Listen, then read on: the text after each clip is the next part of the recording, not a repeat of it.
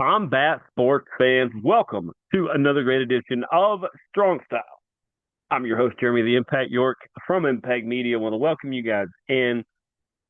Um, Good to be back doing shows again. Got a little under the weather for a minute. I know I've been under the weather a little bit for the last year. I'm good. I'm good.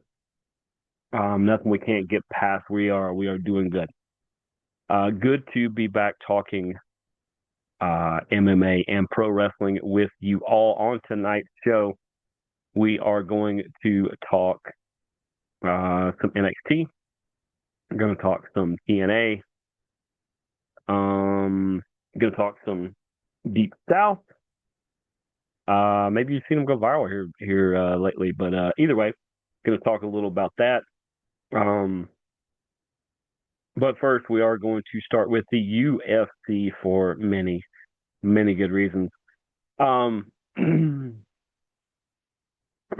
always, if you want to follow the show, impact underscore media underscore on YouTube is where you can find this show each and every week among all of our other content, except for hockey. Hockey has its own. That is Board Check 99. If you want to catch all the hockey content, we just dropped some stuff last night. But Backstage Jabronis, Falcon Zone when it returns here soon, just all the Atlanta stuff that we do will be on this channel right here, impact underscore media underscore. So, let me clear my throat a little. So, UFC Fight Night, Blanchfield versus Barber from the Apex. This card got put through the ringer, and yet Dana and Shelby and all the unnamed people that put all the work into making these shows and these cards so fantastic, and all the fighters, the fans, the whole thing came together and not only salvaged what was just almost doomed to be a shipwreck of a card, actually made it into a really good card. Like the fight, I think the fact that a lot of them were on ESPN and ESPN Plus really helped. They were accessible. It was where we could regularly watch them. Didn't have to go through special hoops or anything. You could literally just watch it about anywhere, which was nice. So let's start right with the main event.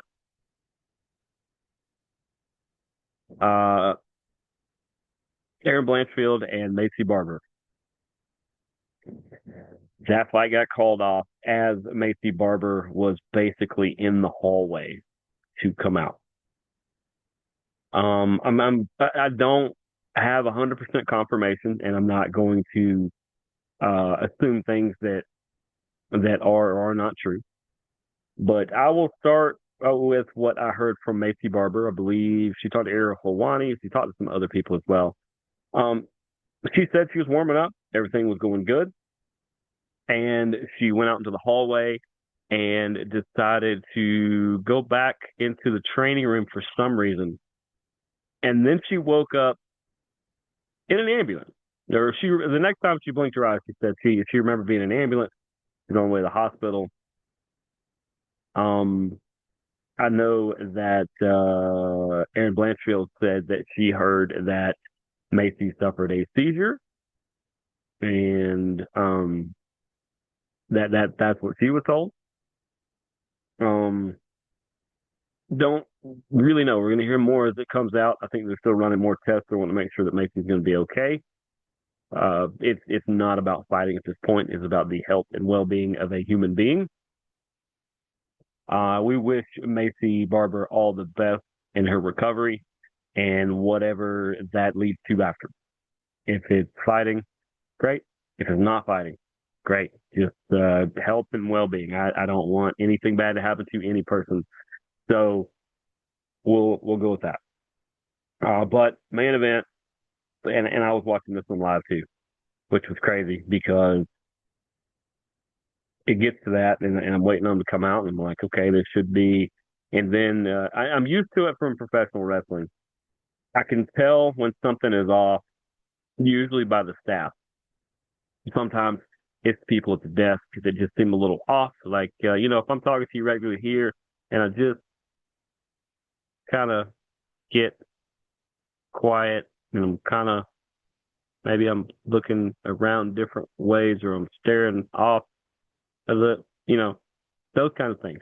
Sometimes it's real noticeable. Sometimes you just realize that all of a sudden they're filling time when something should be happening and something isn't happening. But, we've seen with fighting, we've seen with wrestling, we've seen with name anything, any event. It could be sports or not. Sometimes, you know, sometimes lights go out when they're not supposed to. Sometimes, um, storms. I've seen it knocked out power and things before that I've been at shows. Just various stuff here and there that things happen, and you just got to roll with the punches. At least everything had been really good and solid up to that point. We'll see what happens for Aaron Blanchfield, because obviously she'll get a fight rebooked here soon, and we'll just thoughts and prayers and everything to Macy that she comes out of this and for the better. But let's get to the fights that did happen. There was a bunch of card or a bunch of the card that was rebooked as it was going. But hey, as an avid fan of them, I have the recent show that they did. Their recent show was booked 2 hours before bell time, so it can be done. It's a lot harder in fighting because you got to make sure people are up to weight, up to par, and things like that. Where most of the time wrestlers can just wrestle a couple times a week. It's a different style thing. The same way in football, they're prepared to play once a week, where in basketball or hockey you can play multiple times a week. It's just the way the game plays out. But as far as what ended up being our main event was Mateus Gamrot gets unanimous decision win over Ludovic Klein. It was good. This was good. This ended up being the lightweight main event after the main event was called off, like I just said. Klein can't hang his head on this one. He put in a solid effort and showed that he's a good fighter. That he's a good fighter. He can go with Gamrot. Gamrot is sometimes considered a little bit of a killer. But Gamrot couldn't put him away. He tried a few times, and Klein had his chances as well, but this one goes to decision. I think Gamrot's the correct winner as far as that. But I mean, and what ended up being the main event, and we thought it was the co-main event, it ended up being a solid main event. The fight right before it, Ramirez Brahimaj gets the guillotine choke on Billy Ray Goff. Goff just, it's like he was a little slow out of the block, and so a couple minutes in, Ramirez found a way to slap that guillotine on, and I think it was a guillotine, wasn't it? Yeah, it was a guillotine. I thought it was. Okay. Um, just fun, and the best thing is Ramirez was the plus 300 underdog, so maybe you cashed in and took some stuff there. Dustin Jacoby gets the TKO win via just a smashing punch on Bruno Lopez. Ketlin Vieira, who was the underdog, by the way, 15-man decision win over Macy Chiazon. That was a good fight. I would like to see those two fight again, not immediately, like somewhere down the road. But I felt like this was a good matchup, and I felt like the women's division, especially in the featherweight division, is really starting to catch fire right now, and it's becoming the next.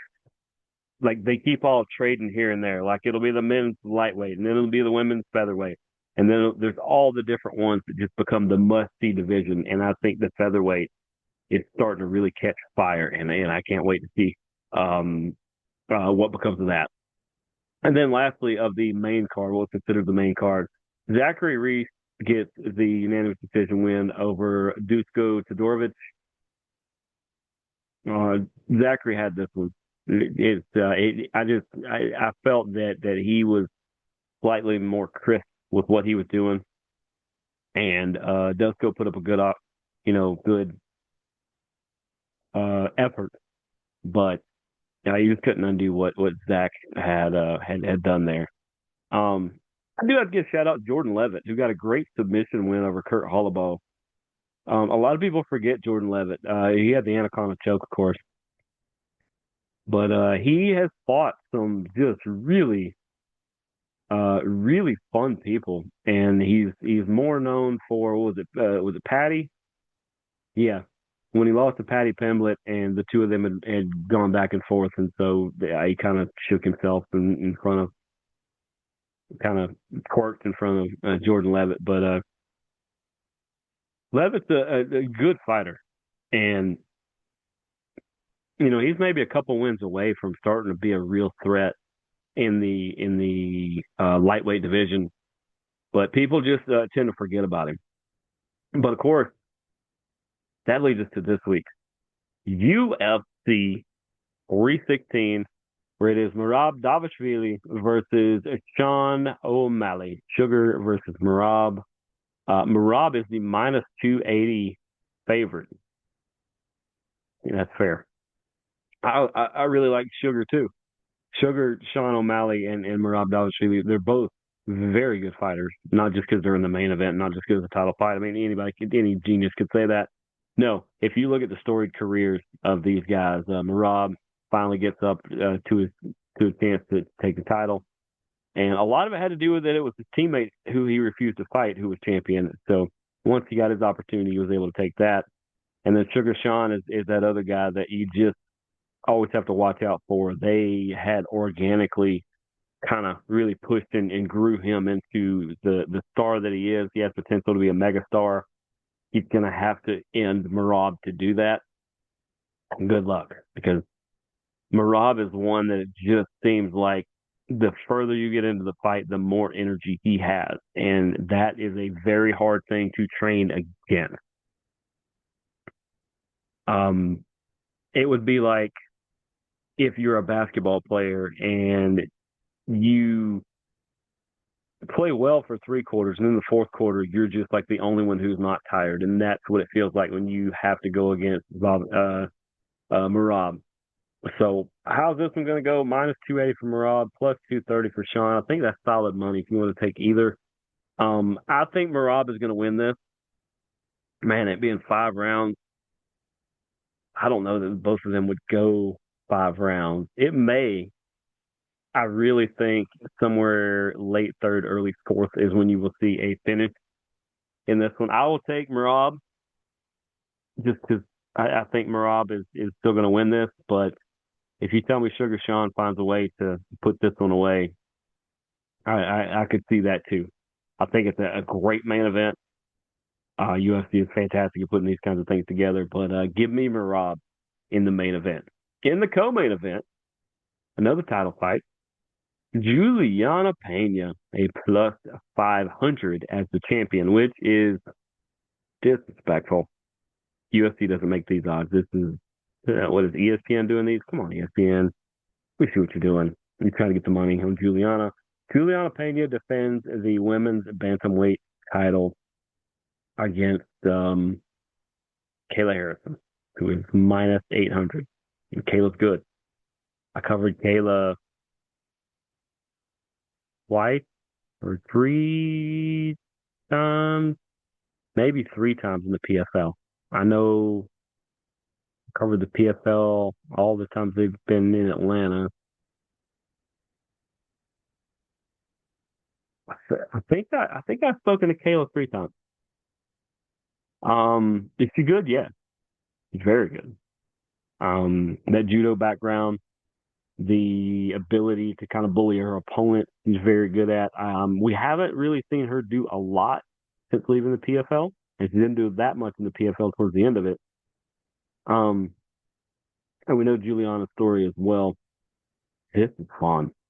If it wasn't Sugar Sean and Merab, this would be the main event, and nobody would have a issue with it whatsoever. I really don't want to go against Kayla, but I think Juliana Pena is going to find a way to keep her title. I think it means more when you're the champ.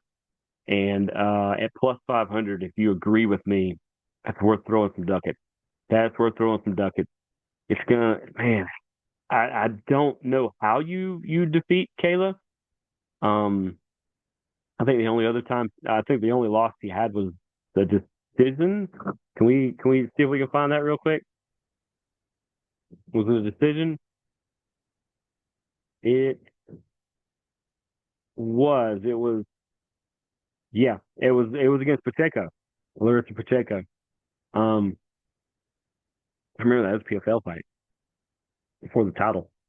Um, yeah, if you can go 5 rounds, which is what Pacheco did, if you can go 5 rounds, you might could tire her out, maybe. But Kayla fights for so much more than just titles and money and prestige, and anybody familiar with her story knows that it's family. It's just what she does. So we'll kind of see what they do from there. Um, man, I just like Juliana here for some reason, and I don't think it hurts Kayla that much if she takes the loss.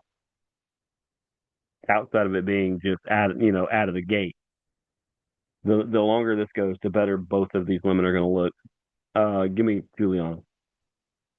Matchup number 3, Kelvin Gastelum at a plus 290 against Joe Pfeiffer at a minus 380. It's a little disrespectful to Kelvin. This is going to be a lot closer than that, but I do agree. I think Joe Pfeiffer has the advantage here. I think his advantage is on his feet. Maybe Kelvin can throw too, but I think Pfeiffer is going to win this one. It's more than likely going to go to the distance, I believe. I think he wins the unanimous decision 29-28. I think straight up, that's just how that middleweight bout's going to go. Matchup number 4, Mario Batista is a plus 150 underdog against Patchy Mix, who is minus 180. I'll be honest. You guys know I am a Raffion Stotts fan. He, at times, has listened and watched this show, which we definitely appreciate. And I misjudged Patchy Mix when the two of them faced off. I will not do that ever again. Almost got the chance to tell Patchy that in person. Just narrowly missed running into him. I think Patchy Mix wins this. I believe he's making his debut in the UFC. You guys are gonna like Patchy. Patchy Mix, man, he is a bomber. He is going. He's man. He's just good everywhere. He's good on his feet. He's good on the ground. He's got submissions. He's really good. He's really, really good. I mean, Mario Batista is too. But if he doesn't catch Patchy Mix early, the longer this goes, the more Patchy Mix is probably going to win. But at plus 150 and minus 180, you can make a little bit of money on whichever side you're going to go on if they end up as the victors. I say take Patchy at minus 180. You can still make some money there. But man, that's gonna be a fun fight. That might steal the card. Any of these could, but that might steal the card. Last one on the main card, Vicente Luque is a plus 230 dog against the minus 280 Kevin Holland. I like Luque. Ever since COVID, when I really got back into UFC, a lot heavier than I was before even, and started covering them for the sake of this show and my own enjoyment. Luque, I've seen fight a decent amount of times. Kevin Holland as well. And Kevin Holland's another one that every time I count Kevin Holland out, he basically embarrasses me with my picks. So give me Kevin Holland. I think he's going to win, maybe unanimous decision or something like that. But give me Kevin Holland in that one. So to recap, in the main event, I've got Merab over Sugar Sean. I've got Juliana Pena over Kayla Harrison. I have Joe Pfeiffer over Kelvin Gastelum, Patchy Mix over Mario Batista, and I will take Kevin Holland over Vicente Luque. Here's just the rest of the card, by the way. I'm not going to make any picks or anything like that. Rest of the card, by the way. Bruno Silva versus Josh Van. Azamat Murzakhanov versus Brendan Ribeiro. Sergey Spivak. Shout out Sergey, one of the best interpreters we ever had in the PFL. Versus Valdo Cortez Acosta. Chaos Williams is facing Andreas Gustafsson. Ariane De Silva versus Wang Kong, Jacob Therese versus Ju Song Yu, Kilian Stockhill versus Yanil Osmuz, and Markel Medeiros versus Mark Poinski, just to open up the card. This, man, you guys know, they load these things up. They got access to so many fighters that they literally can put together these massively insane cards. And this is by far one of them, because this one is in Newark, New Jersey, out of the Prudential Center. Wow. And ESPN, ESPN Plus, Disney Plus on the mid part of the card, and the super openers are ESPN Plus, Disney Plus. Just fun. Because also keep in mind that after this weekend, next weekend, they're in Atlanta. And so we will be talking tons of massive things next week. For the Sega Wrestling, AEW is going to have its own show probably tomorrow night. I don't know if we'll have a guest on to talk about it, but of course they had the pay-per-view last weekend. They had Fyter Fest last night. And if you don't see it tomorrow, tomorrow night, you will see it somewhere throughout the weekend, where we will do a special AEW show, just to all the different things going on for that. But instead, let's talk some NXT and TNA. So let's go TNA first, right? They just had Under Siege. Pretty good matches on that. Some of the highlights: Mike Santana over Casey Navarro. You had Eddie Edwards basically getting Cody Deaner fired by defeating him. Cody Deaner is technically officially done with TNA. You never know how they bring people back and things like that. But it looks like Cody Deaner is done with TNA after a great run. I think we'll see him on the indie scene a little bit. And I think he's going to ride into the sunset, because he's really enjoying his family right now. Ash and Heather by Elegance with Maggie Lee, who is their new third partner in their group, defeated Spitfire for the tag championships, and Spitfire now disbands. Spitfire was one of my favorite teams in the women's division over there, but they just brought in one from England that should be pretty fun. And it's kind of time for Spitfire to do some different things. I get it. They've kind of run their course. I think one of them's contract is up. I can't remember if it's Jody Threat or at this point, but I can't remember. One of them contract, I think, might be up. But if not, be interesting to see what they do with Solo Run, because they're both great performers. The Nemeth defeated Matt Hardy and Leon Slater for the tag belts, because the tag belts were going to move off of them. Joe Hendry and Elijah took on Frankie Kazarian and Trick Williams. That was the chaos that we thought it would be. And the more important thing out of all that,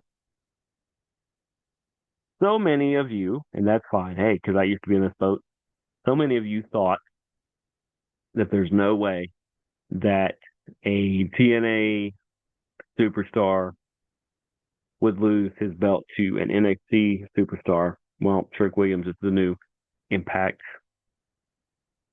and the new TNA champion. Why is that so bizarre, given the working relationship that those people have? It's different. I don't think that's a permanent move. You'll see Trick lose it at some point. But it gives Trick a boost, because he really needs a championship right now, and he was not going to get the NXT one, because Oba Femi's that one. And Oba's going to pretty much keep that until he gets called up. I think we pretty much know that. But some other things that they did.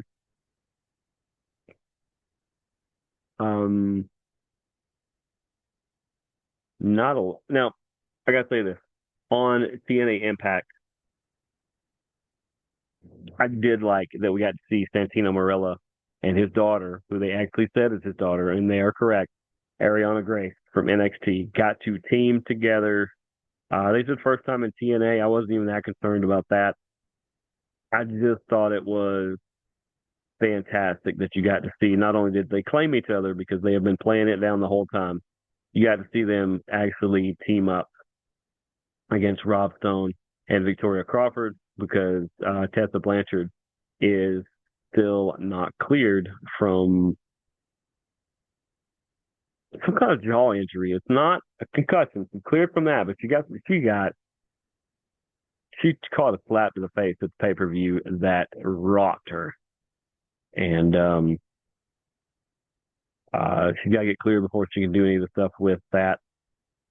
There was something else I wanted to mention.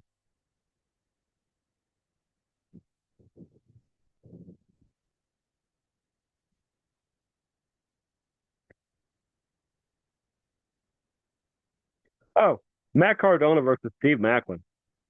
Excellent, excellent match. Steve Macklin is one of my absolute favorites right now in TNA. I want him to stick around there and really make the title he has mean something, and then be world champion again before potentially moving on. There are some places that I think make sense for Steve Macklin. One place is where his wife is, and the other place is where he was before going to TNA.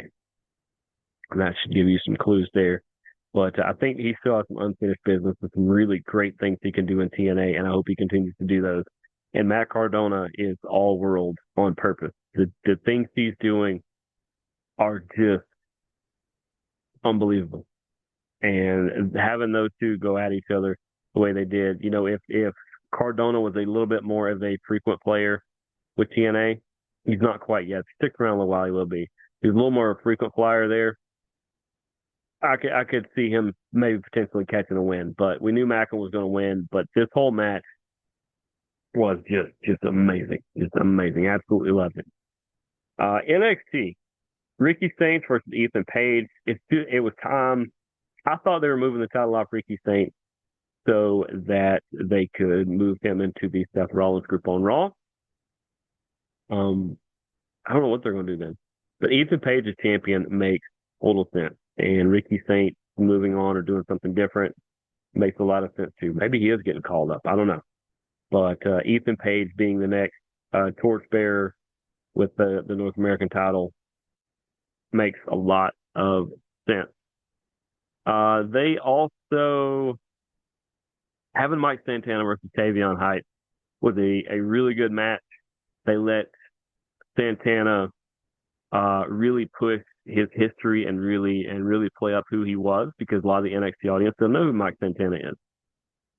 After his match, I think they knew a little more about him and really can really get behind him. I can see Mike Santana doing more stuff in NXT and doing some great things there. What else was I gonna say? Jada Parker versus Tatum Paxley might have been the best match on regular NXT. Those two really have a chemistry and they don't work all that much together, but you wouldn't know it because Jada Parker still continues to inch her way up to the upper rankings of the women's division, and Tatum Paxley is she's kind of the gatekeeper to a lot of people. They work with her and then they move on to bigger things. It's kind of interesting. And having Thea Hale in there as a little bit of a, maybe her and Tatum pairing up could be fun. But other than that, just great overall presentation there. Jasper Troy, who attacked Obafemi and then won his match with Dante Chen and got Obafemi's attention again. Jasper Troy won the LFG program along with what is it, Myra? I don't know what they call her. I know her actual name because I have interviewed her for Impact Media before in her previous line of work. Myra May. I can't think of her name. So he won the LFG for the men.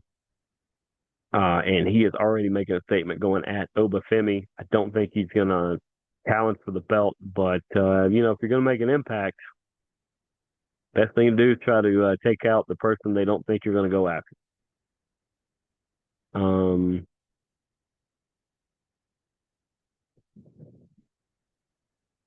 then we get the main event. Stephanie Vaquer defended her heavyweight championship or her women's world title against JC Jane.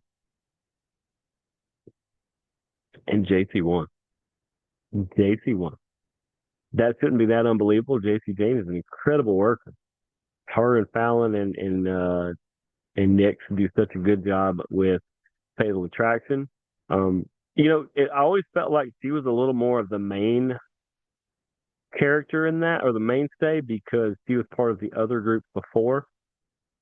But Fallon was the only champion up until now, and then I kind of look for Jasmine Nix and maybe Fallon Henley to go for maybe a tag run or something. That's not a bad idea. But JC Jane is the champion. I think it's awesome. Hope she gets to keep the title for a little while. But there are so many challengers. WWE did her a favor by moving Vaquer and Juliana and Roxanne all up and out of the main event picture. It got a little less crowded, but there's going to be the Sol Rucas and there's going to be the Zarias, and all of those are about to step into that. So it's about to be full once again. I believe that is all the NXT up to this point. So just want to talk a little Deep South for people who didn't see 11 Alive. Got a hold of the story of Buddy. Buddy is an avid wrestling fan and a diehard Deep South fan. I see him at all the shows. Spoke to him a few times. He's fantastic. But Buddy decided not to walk at his own graduation, which was last week, I believe. So Eric Adams and Deep South got a hold of this knowledge, and they said, well, we're going to do something special for Buddy. And so they have Professor Payne and C-Dub and Jacob Johnson and a ton of people come out to the ring and get Buddy in the ring. And they let him do his graduation ceremony there, and they presented him with a Deep South Wrestling World Championship as his diploma. And it was just a spectacular moment to be a part of. And I was glad to be in attendance of that. Didn't know that was happening until we showed up. And I was talking with Eric Adams, and I said, I know you got some surprises in store. I know you just did the card here recently, put it all together, because this show was supposed to happen a week ago. He says, yeah. He goes, and there's a couple moments I think you're going to really enjoy, and I thoroughly enjoyed that and the entire card. Our table was having a lot of fun. I got into it with Austin Towers, and he's a great talent, but I was just ready to jaw with somebody, and it happened to be him. He, of course, got the best of me because he is the pro. And don't worry, Austin, I got more coming. But he had the win over Stunt Marshall. That was a great match. Cosmos Martinez had a big win over Nathaniel Vanderbilt.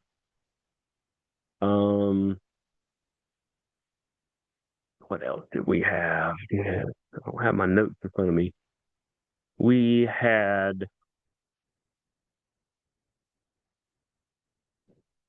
opened up with Duncan MA versus CT Entertainment. Those are two spectacular up and coming talents. Learned some stuff about Duncan MA. I did not realize that. I believe he served in the military, and that he is a black belt in jiu-jitsu. That's understandable if you watch his in-ring actions, but he couldn't do much with CT. Or no, did he get the win? He may have got the win. No, I thought CT got the win. But regardless, the thing that people are going to really take away from this show is, in the main event, Paulo Prince and Jay Alpha Miller were taking on Jacob Johnson and Naja Sizzle. If Naja took the pinfall or submission in this match, he was on the losing end. Like, if he took the loss, he was going to have to shave his head If J. Alpha Miller lost, he was out of Deep South. If Apollo Prince lost, he could not challenge for the world title belt for a calendar year. And if Jacob Johnson lost, he lost his belt. There's a lot going on with that. Just a ton of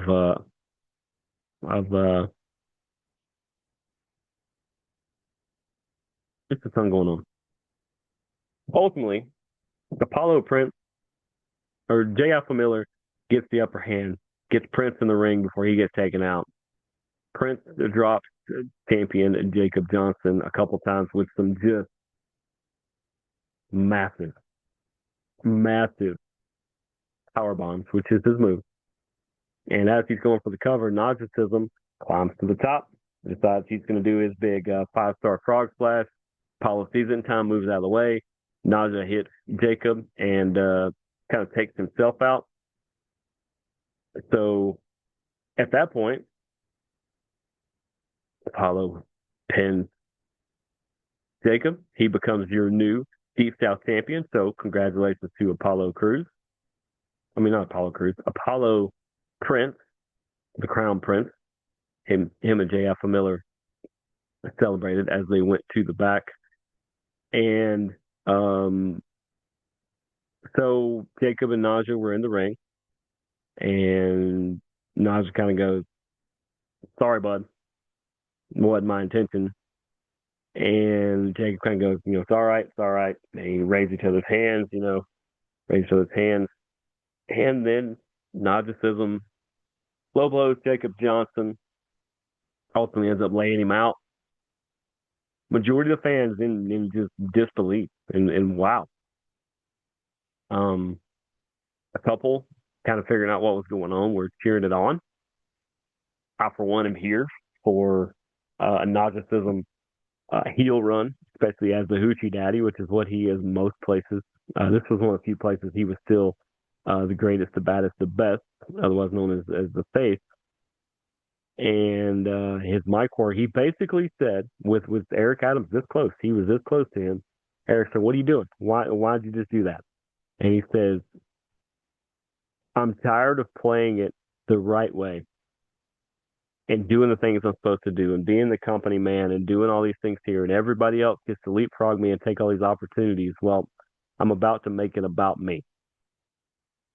So that's what Naja is about to do. And I kind of can't wait to see what he's got in store. I kind of felt like this could be coming. I just was waiting to see when it could actually, take place like that. And man, I look forward to seeing what is actually coming, because Apollo and J.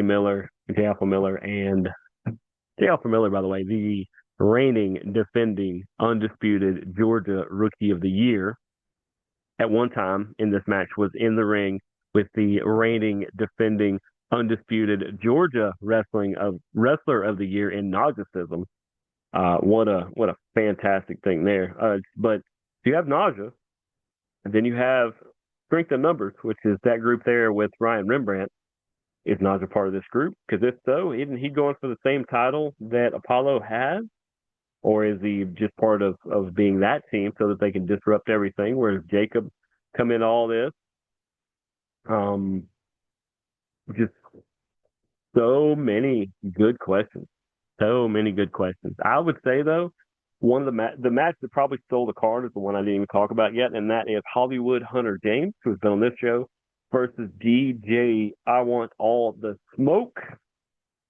This was fun. These are two of the most athletic people on the card by far, and they took it to the limit here and there. In fact, this match started, and this was actually the second match, and they couldn't find the ring bell. It turns out it was under the ring. D-Money come out and found it under the ring.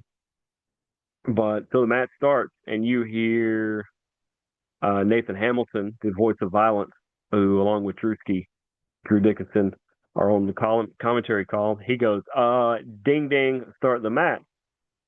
you see Hunter James go, "What? Ring the bell." He said, "That is the bell." He said, "That's not the bell." He said, "Yeah, that's the bell. There is no bell. So ding ding, start the match." And so Hunter decides that nope, that's not going to work. So he rolls out of the ring, starts towards the back, enough to where even Eric Adams comes out later, right after this, because DJ Smoke goes and gets him and decides to come, you know.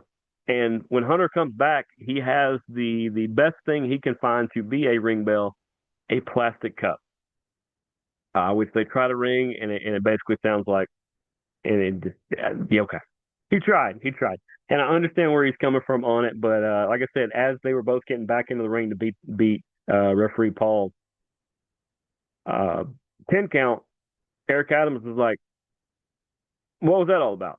And then, like I said, shortly thereafter, they found the ring bell and they actually rang it about halfway through the match once they had it back at ringside. Um, what was the other thing? It was Tony Miller was your ring announcer for the day. Um, Michael Longino was there in attendance. I think he had the night off, and he was helping do some ringside duties as well. I thought Miller did a really good job. And what else was there? There was something. I think that was pretty much it. But just spectacular show. Upcoming shows for Deep South. They're going to be Atlanta Dairies on the 21st. That is a Saturday. The Atlanta Dairies property there. And on the 29th, they will be back at New Realm. I would definitely be at New Realm for that one. Those are the ones we go that we cover media wise for the Tap Towel podcast and for GeorgiaWrestlingHistory.com. Shout out Larry uh, Goodman for hanging out at the table. We had the media table going at the Deep South show. It was just fantastic. But what else is there? That's the new Deep South one coming up soon. There are going to be some really fantastic things between that show and the August show. We're going to see a women's champion crown, whether it's going to be Gemma or Audrey Allen, or I'm hearing rumors there might be other pieces on the board for that. May or may not be true. I can't reveal sources, but there's a chance that could happen. There's going to be a four-way that involves Cowboy James Storm and Boozerweight Matt Sells, and obviously two more people. I can't wait to see what Austin Powers is going to do. I can't wait. There's so many fun moving pieces a part of a Deep South show. Try to check one out if you can. Like I said, I'm slightly biased, but also I find myself with a little bit of free time this summer. So that being said, 12 Gauge Pro Wrestling in Rome is in Rome, Georgia, a little closer to where I live than New Realm. They're having a show this Saturday out at the Coosa Valley Fairgrounds. We're gonna see Zach Mosley versus Hakeem Young. That's two of the best in the state of Georgia. That's two people that are up for Wrestler of the Year or Match of the Year. You know, hello. Remember? He's that guy. And I'm the one that announced that as Match of the Year last year. Finally got to meet him this weekend. Him and Skrilla the Great were actually walking around the Deep South show. It was good to see Skrilla and good to finally meet Hakeem. Well, I'm going to get to see him wrestle. They're just 12 Gauge got a killer show coming up this weekend, and me and some other people from Impact Media will be up in attendance. Please come by and say hello. And there are some other shows, and if you are a local promotion in the state of Georgia and you are not that far from the West Georgia area where I'm at, give me a shout. Sometime this summer, I would love to check out some other shows. We have some penciled in, and obviously we'll be at all the New Realm shows that we can, but I want to check out some of these things. I definitely want to check out some of these things while still talking UFC and PFL and Invicta and Bare Knuckle and all these other things. We're going to be talking all these things all summer long. We're going to have more guests on. We have some in the works. I promise you. Look for all the special content. The Impact 99 on any social media. You will see us live on Instagram and Facebook and all those other fun places. But we have reached the end of the show. So appreciate all you guys tuning in to another great edition of Strong Style. I'm your host, Jeremy the Impact York. We will see you guys next week. Deuces, gooses. Go watch fighting. Go watch wrestling. We'll see you guys next time.